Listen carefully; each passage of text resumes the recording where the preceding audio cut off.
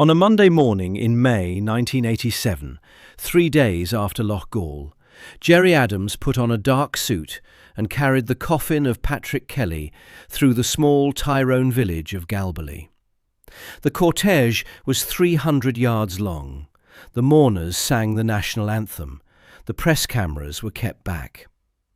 By the side of the road stood a man in plain clothes, whose name has never been published, taking photographs. Adams was 38, the elected MP for Belfast West, and, depending on which source you believe, the man who 4 days earlier had ordered Patrick Kelly's death, or the man who had been informed of it the moment the East Tyrone Brigade left the safe house in Killyman.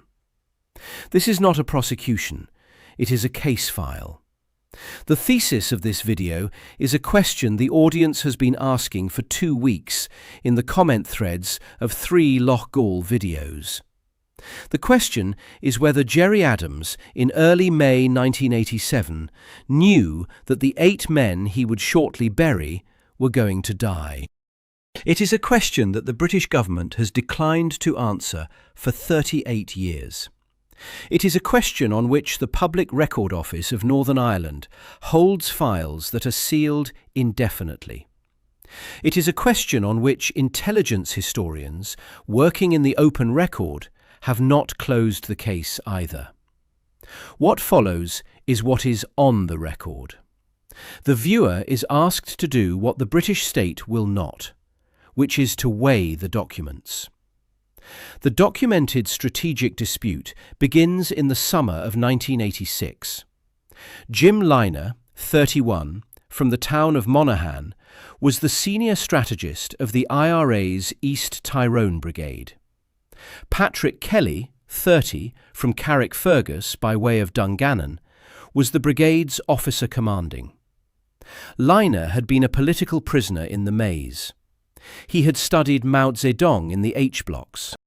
He had emerged in 1986 with a doctrine he wanted the rest of the IRA to adopt: the systematic destruction of isolated rural RUC stations, the creation of what he called liberated zones, the conversion of East Tyrone from a contested zone into a territory the British could not garrison. His operational partner inside the brigade, Padraig McKerney from Tyrone, had been part of the 1983 Maze escape. McKerney had spent the previous 3 years rebuilding the East Tyrone unit into the most active operational column in the entire IRA. Between 1985 and the spring of 1987, the brigade had burned out 12 police stations across Tyrone and Armagh. They were, in volume of attacks per quarter, the most lethal active service unit in the organisation. That was the operational picture. The political picture was different. By the autumn of 1986, the IRA Army Council was preparing for what it knew would be the most consequential vote in the organisation's modern history. Adams, then president of Sinn Féin, then 38, had built an alliance through the autumn to drop abstentionism, the rule that Sinn Féin elected members would not take their seats in Dublin. The political track Adams was offering was the parallel armed and political strategy that would eventually become the peace process. Liner and McKerney did not want it. They believed the political track was a betrayal. They believed the military campaign needed to be accelerated, not laddered against a negotiating posture. Ed Maloney, in A Secret History of the IRA, his 2002 reconstruction of the period from internal IRA sources, documents the dispute with precision. Liner and McKerney, he writes, openly challenged the leadership at internal meetings. They discussed the possibility of forming a more militant faction. At the IRA Army Convention of October 1986, Liner and Patrick Kelly were among the minority of delegates who voted against Adams's strategic shift. At the Sinn Féin Ardfhash in Dublin's Mansion House on the 1st and 2nd of November of that year, abstentionism was dropped by a vote of 429 to 161. 10 votes more than the two-thirds majority Adams needed. Ruaidhrí Ó Bródig walked out and formed Republican Sinn Féin. Liner did not walk out. He went back to Tyrone. The figure standing between Adams and the Tyrone hardliners in the autumn of 1986 was Kevin McKenna, the IRA Chief of Staff. McKenna was a Tyrone man himself, from the same county as Liner, McKerney and Kelly. He had grown up in the parish next to theirs. He could, in theory, have sided with the hardline faction. He did not. By the autumn of 1986, McKenna had become a firm Adams supporter. He had concluded, by his own subsequent reasoning to internal IRA forums, that Liner's Maoist liberated zones doctrine was operationally too ambitious. The East Tyrone Brigade did not have the manpower to hold a single rural barracks against a determined British response, let alone 5 of them in a campaign cycle. McKenna scaled the doctrine back. He approved attacks on the rebuilding contractors and the rebuilt stations. He did not approve the permanent flying column. He drew the doctrinal line that Liner, on the operational side, then repeatedly tested. What was the relationship between the man who had won that vote and the men who had lost it? That is the question on which the whole of this case file turns. In December 2017, the Irish National Archives in Dublin released the Department of Foreign Affairs file for the year 1987. Inside the file was a record of a conversation between Father Dennis Fall, the Dungannon priest and Long Kesh chaplain, and a DFA official, dated approximately 3 months after the Loughgall ambush. Fall reported a rumour that was circulating in Tyrone. The rumour was that the IRA team had been set up by Gerry Adams himself. 2 of the gang, Fall said, Jim Liner and Padraig McKerney, had threatened to execute Adams shortly before the Loughgall event. They had disliked Adams's political policy.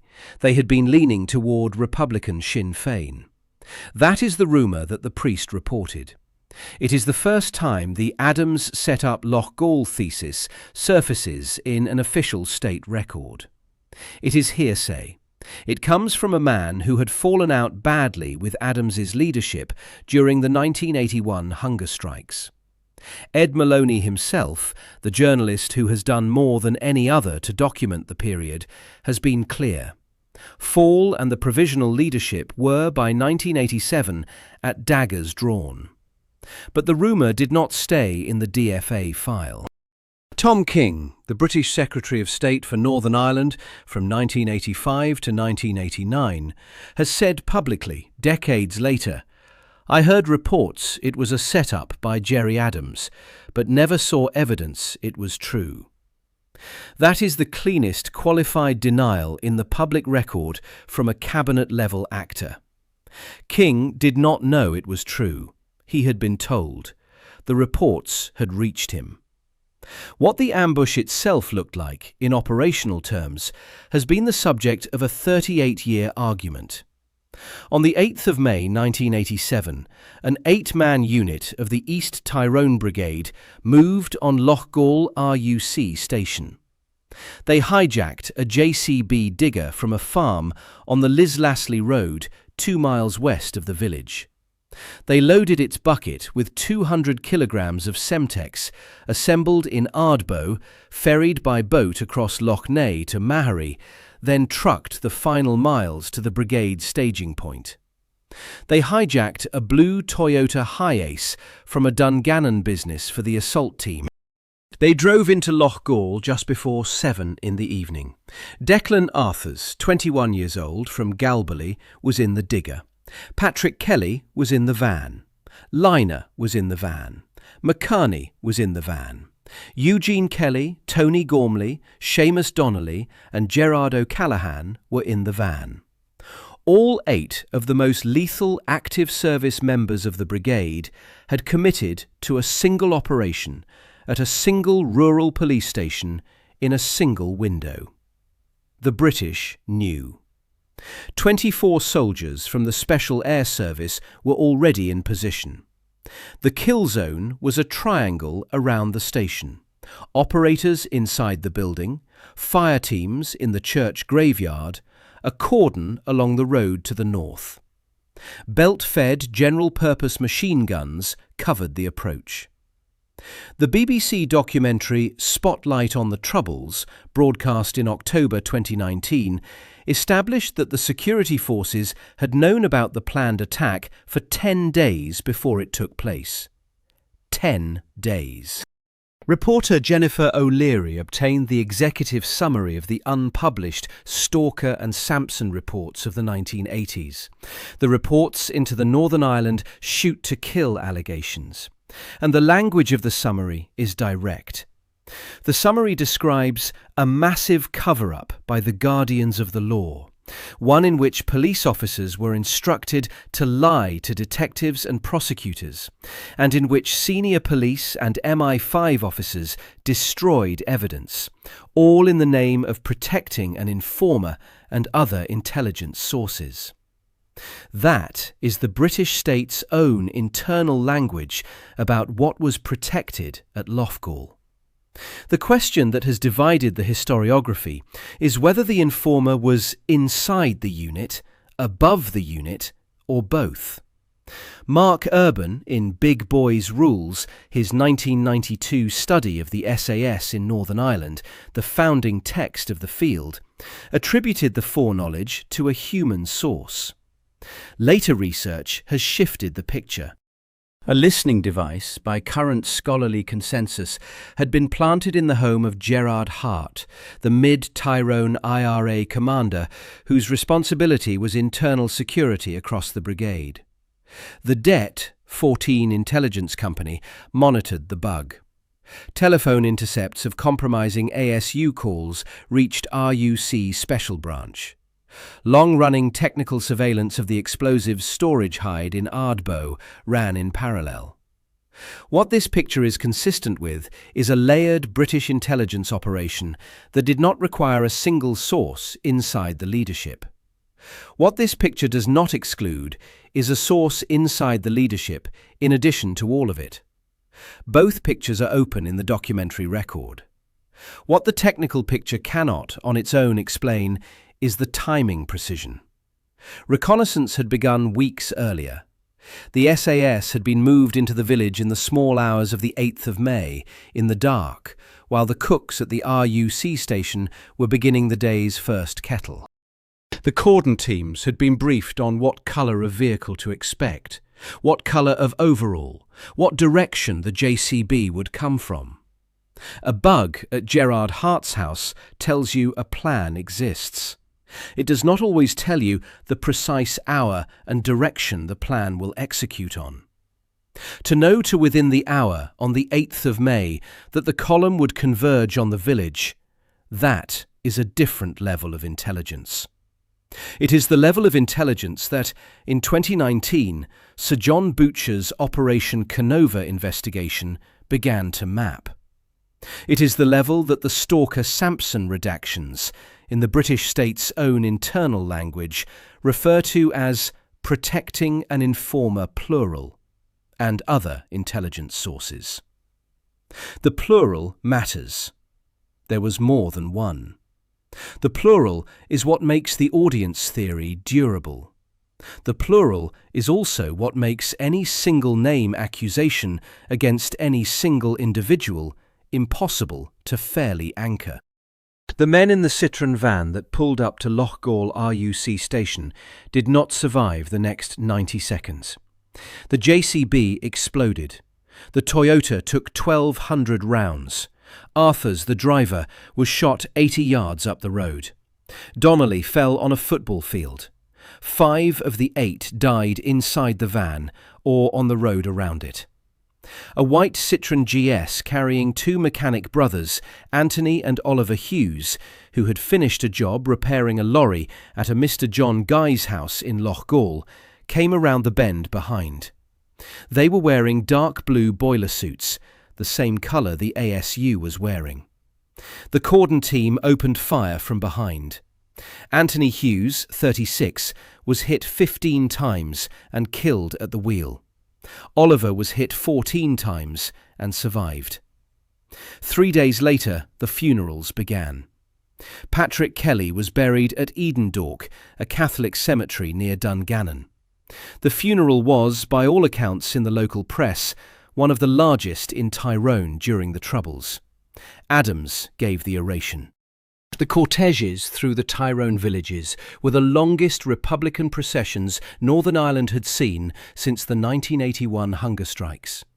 They ran through Galbally, where Declan Arthurs and Seamus Donnelly and Tony Gormley and Eugene Kelly had grown up. 4 of the dead from a single small village. They ran through Kappa, the East Tyrone Brigade's heartland, the village whose name had been on every operations map in the brigade for a decade. Adams and Martin McGuinness were photographed as pallbearers at the funerals. The press cameras were kept back from the immediate cortege. What ran in the Saturday papers and the RTÉ Sunday News was footage the Republican movement itself supplied. McKerney's funeral followed Patrick Kelly's the same day.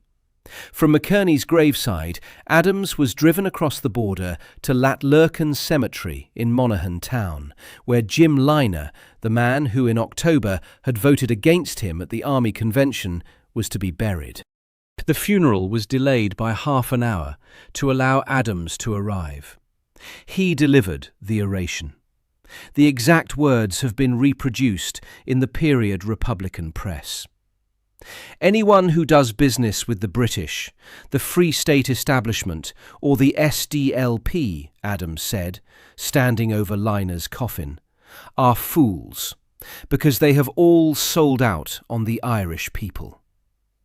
What does it mean to deliver that line over the grave of a man you had been at strategic odds with for the entirety of the previous 12 months? On the public record reading, it is the line of a Sinn Féin president performing Republican unity for a press gallery. It is what a movement leader is supposed to say at a movement funeral.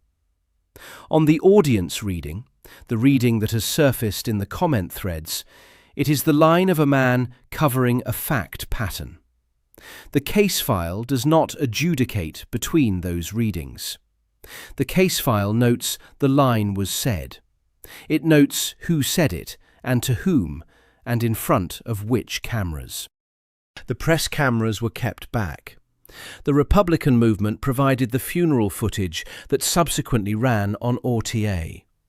The Saturday papers ran photographs of Adams as pallbearer and Adams at the graveside. The 2017 disclosures did not stop with the fall file.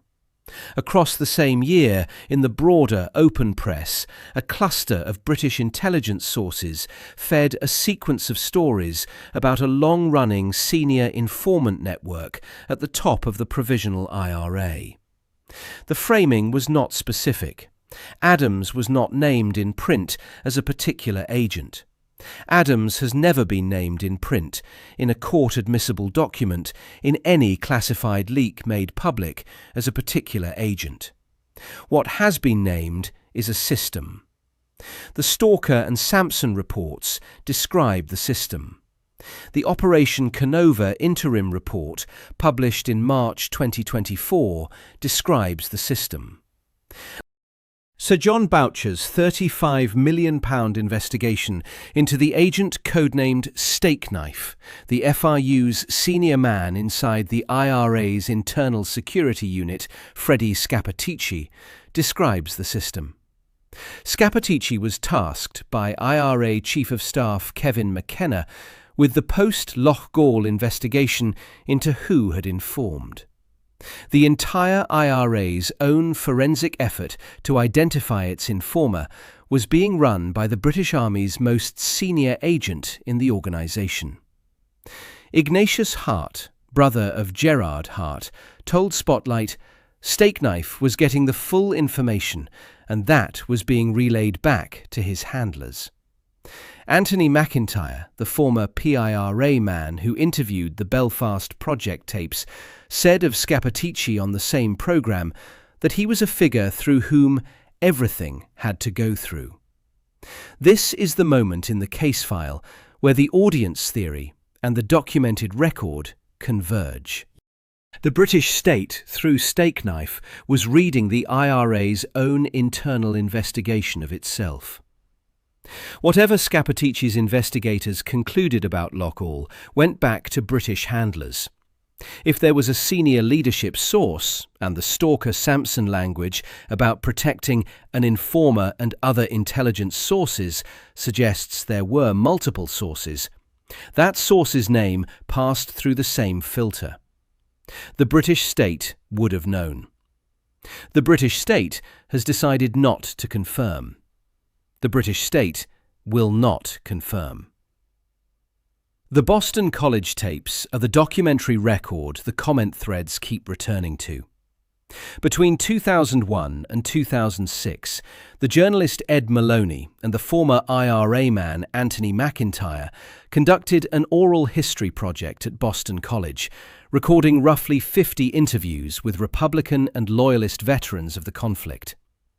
The participants understood the tapes would not be released until after their deaths. The arrangement broke down in 2011 when the PSNI subpoenaed the recordings of Brendan Hughes, the legendary D Company commander known as the Dark, and Dolores Price, the Old Bailey bomber who had been part of the Unknowns. Hughes had died in February 2008. Price would die in January 2013. Maloney published Hughes's interviews with his consent as Voices from the Grave in 2010. Hughes told McIntyre on tape, "In 1973, Gerry was OC of Belfast Brigade. I was operations officer. We met every day, planned what operations were going to take place." Hughes named Adams as having ordered the 1972 disappearance of Jean McConville. Price, separately, said in 2010 that Adams had been her IRA officer commanding. She made the same allegation about McConville. Adams has categorically denied all of it. What the tapes do not establish is anything specific about Loughgall. The Hughes tapes concern the Belfast Brigade of the early 1970s. The Price tapes concern the unknowns, the disappearances, the 1973 Old Bailey bombing. Neither set publicly contains evidence about the East Tyrone Brigade in 1987. What the tapes establish is the position Adams occupied. They establish that Adams was, in the testimony of two senior IRA figures who knew him operationally, the man at the centre of the organisation's leadership. They do not establish, and they cannot establish, that Adams was the informer at Loughgall. The Boston College tapes in the Ivor Bell prosecution that followed McConville's case in 2019 were ruled by the court to be unreliable as standalone criminal evidence. They are testimony, not proof. This distinction has to hold the weight of everything that follows. The comment threads under 3 Loughgall videos have been making it for 2 weeks. The tapes prove Adams was the man. The tapes do not prove Adams was the informer. The leap from one to the other is the leap the audience is asking the channel to make. The channel is not going to make it.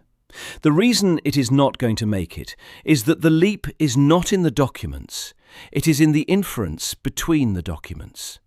The inference may turn out to have been correct. The inference may turn out to have been wrong. The British government in 2026 has not given the public the documents that would resolve it. The lateral pattern is harder to read. After Loughgall, the East Tyrone Brigade was systematically eliminated. 16 months after the ambush, on the 30th of August 1988, Gerard Hart, the man who had been tasked with the internal investigation, was killed by the SAS at Drumnachilly, along with his brother Martin and his brother-in-law Brian Mullin. The information Hart had gathered during his investigation was, on the documentary record, in the hands of Scappaticci, and through Scappaticci in the hands of the FRU. Some of the people whose details surfaced in that investigation were later targeted by loyalists. Liam Ryan was shot dead in his bar at Moortown in December 1989, along with the civilian Michael Devlin. The Mid-Ulster UVF under Billy Wright, then under the LVF banner from 1996, took up the pattern through the 1990s. The Stevens inquiries and the De Silva report of December 2012 found that during the 1980s, 85% of the intelligence the Loyalists used to target people in Northern Ireland came from the security forces. That is a state-on-state finding. The De Silva number is not a theory. The Billy Wright element of the audience theory is the thinnest part of the case file. Wright did target Catholic families in Mid-Ulster. He did, by his own boast, run an operation at Kappa in 1991 that he called Probably Our Best. Security sources have stated in the open press that Wright himself was a police informer. What the audience theory wants to argue, that Wright targeted the families of Adams's specific internal enemies, on coordinated direction from a British intelligence ecosystem that wanted those enemies eliminated, is supported by the De Silva number at the systemic level, but is not documented at the named target level. The case file flags the lateral pattern. The case file does not prosecute on it. There is also the counter record. In May 2014, during a 36-hour PSNI interrogation in Antrim in connection with the Jean McConville case, Adams was confronted by detectives with the accusation that he himself had been turned by British Special Branch during his 1972 detention at Palace Barracks, Belfast, and had become an MI5 agent. Adams disclosed the accusation in an article he wrote himself, in his own voice, the following month. His exact words: "They claimed I was turned by Special Branch during interrogation in Belfast's Palace Barracks in 1972, and that I became an MI5 agent." Adams did not, in that disclosure, explicitly deny the accusation. He simply reported what had been said. The journalist Suzanne Breen at the time noted the conspicuous absence of any rebuttal. On the other reading, the accusation was absurd enough that Adams considered it beneath dignifying. Both readings are open. There is also what the operational record will not support. The case for Adams as the Loughgall source has to clear several documentary bars. It has to establish that Adams, then president of Sinn Féin and an Army Council figure on Maloney's reading, had granular operational visibility into a Tyrone Brigade operation.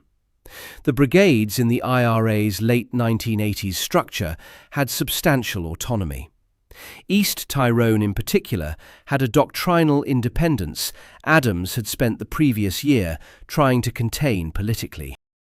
The notion that the Army Council President would, in May 1987, have known the exact week the JCB would be hijacked, from which farm, with how much Semtex, against which station, is a notion the documentary record does not establish. Stakeknife in the Internal Security Unit would have known it. The bug at Gerard Hart's would have caught it. Adams from Belfast would not necessarily have been told. The audience theory requires that he was. The documentary record is silent on that requirement. Anthony McIntyre, the man who interviewed Brendan Hughes for the Belfast Project, the man who, of any of the available Republican commentators, would have the strongest reasons to surface anything that emerged on tape against Adams, has written publicly on the question. McIntyre distinguishes between suspecting someone of an act and proving them guilty of one. He has not closed the Loughgall question. He has said the evidence available to him does not allow the closure.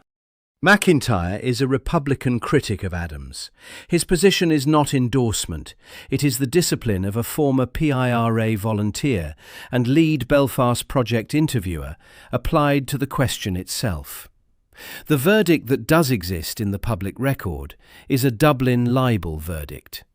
On the 30th of May 2025, a Dublin jury found that the BBC had defamed Adams in its 2016 Spotlight programme, alleging he had sanctioned the murder of Dennis Donaldson, the Sinn Féin official who had confessed to being a long-running MI5 agent in 2005, and who had been shot dead at a cottage in Donegal in April 2006. The 2016 Spotlight programme had relied on an anonymous source it called Martin, who claimed to have been a paid British agent inside the IRA, and who had attributed the Donaldson sanction to Adams personally. The Dublin jury rejected the BBC's public interest defence. Adams was awarded damages. The verdict does not adjudicate any of the other accusations in the case file. It does establish that in May 2025, the Irish legal system found that an Adams as informer killer story, carried by the BBC, sourced from an anonymous, self-described British agent, was defamation. The British government has not published the human source files that would settle the Adams question. The PSNI has not opened them. The PIRA's surviving leadership has stayed quiet about Loughgall in a way it has not stayed quiet about other operations. The men who were inside the Citroën van that pulled up to Loughgall RUC station did not survive the next 90 seconds. The man who carried their coffins is still alive. He has answered the question every time it has been put to him. He has answered the same way. The question is now 38 years old.